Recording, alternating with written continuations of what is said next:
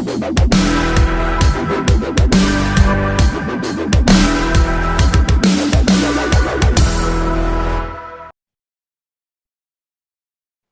very warm welcome to another episode of Fauza's Diary. If you are looking for something little and yet inspiring, then you have stumbled upon the right show. That's the beauty about my diaries. They inspire us, they encourage us, but also they make us think. Joining me today on this particular conversation is my sister friend, Dr. Alero Adjene. She is joining me to have a conversation on diabetes. And this is not the first time I'm having her on Fauza's Diary. I've already had her share a while back. If you can go back on some of the episodes, you will see our conversation on the same topic. But I felt that we needed even to go deeper because this is something that many people, they are not even aware if they have it or how to care about it when they know they have or another family member has it. And that's why I felt the need to have a second episode on the same topic. And just for those who they have no clue, diabetic awareness is every 14th of November. But the cherry of this conversation is more about what's happening now and what's gonna be in the future. So stay with us, grab a coffee, grab your juice. What do you love to drink? And join me and Dr. Alero as we dive deep on this particular candid conversation on diabetes. Stay with me, Dr. Alero. I'm so happy you're here again. Hi, Fauza. Nice to see you again. Yes, thank you so much, Sisi, for saying yes to do this conversation with me. And I know your face is not familiar for some of my viewers. And today I just wanted us to go a bit deeper and have more of the theory side of diabetics and all that. And you as a professional doctor on this area, how are you dealing with your clients and all that? But also I want us to talk a bit on the awareness, which was not long ago.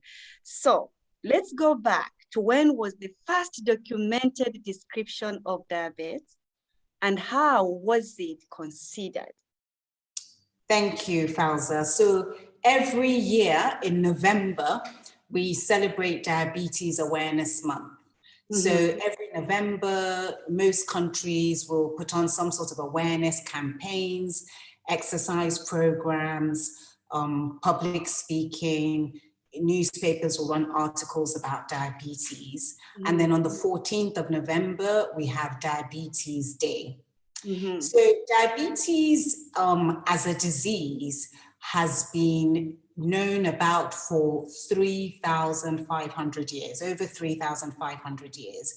When we look at Egyptian writings that have been found, there have been clearly documented symptoms that are very similar to diabetes. So they talk about people going to the toilet regularly, people feeling this thirst of diabetes. So this has been documented in Egyptian writing, Indian writings, Chinese, Arabic, for many, many years, over 3,500 years. But as far as a treatment for diabetes, that was only discovered 100 years ago. Insulin was discovered in January 1922. So you can imagine the time it's taken from when society has been aware of diabetes to us actually having treatment for it. That's very long. And I want us to touch on that because sometimes many people, they don't even know the symptoms, you know, they feel their bodies are different, but they don't even know, you know, what's going on. And that's a long time. By the time, you know, all the symptoms and, you know, the writings you've talked about that were discovered, and now in 2021. But I would like for us to go a bit back and talk about Rishi Sushruta. in the 6th century BCE, classified the disease as Madhumeha, right? Where Madhu means honey and combined the term means sweet urine. Could you please elaborate further on that? Yes, so Rishi Sutta was one of the he was actually an Indian surgeon. He lived in the city of Koshi in India, and he was one of the fathers of Ayurvedic medicine. He's thought to have written quite a lot about Vedic treatment and Vedic medicine. And he first described this Madhumeha, which is basically translated as honey-like urine, because he noticed that people then that had the diabetes, the frequent urination, they noticed that ants were being attracted to the urine. And then later on, they discovered that the urine was sweet. And actually in those days, to diagnose diabetes, the suspicion would be aroused by the fact that ants were being drawn to the urine. But then they also had people called water tasters, and they would actually taste the urine of someone who was suspected of having diabetes. And when the urine tasted sweet, the diagnosis of diabetes was made. Okay, so that's very interesting. I mean, of course, ants like sweet, they like sugar, you know, they like all that. But the way it was discovered, it's very interesting. So let's talk about the disease, right? Has been around for centuries, and in the 1930s up through the 1970s, you know, the society commonly referred to as individual with diabetes and having sugar. But the correct medical term for diabetes is diabetes mellitus. Yes. So do these words, diabetes and mellitus, have any meaning at all? Yes, Listen, they do. It's a new area for me. So you teach me, and you are teaching all of us here. So in the 2nd century, there was actually a Greek physician who was very similar to Hippocrates. He was very well known in his days. And he classically described diabetes. He talked about a melting down of flesh and bone into the urine. So he was basically describing the weight loss that happens. He talked about the unquenchable thirst, you know, talking about the thirst that people feel, and the way that they passed the urine. He described it as like being like an opening of aqueducts. So he actually coined the term diabeno, which is a Greek word, and it means to siphon or to pass through. So basically to describe the fact that in these people, they were constantly, water was just passing through them all the time. They were constantly going to the toilet. And from that Greek word diabeno, it eventually became diabetes. So diabetes originates from a Greek word, and it means to pass through. Mellitus was added quite a few hundred years later by an English scientist who also noticed that the urine contained a lot of sugar. And mellitus is a Latin word that means sweet. Oh.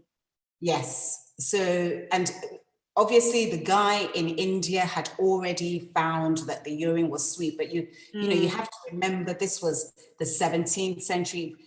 There wasn't all the communication we have nowadays. So what was going on in India wasn't known about in Europe, and vice versa. So the man in the UK who coined the term mellitus was given the responsibility for that.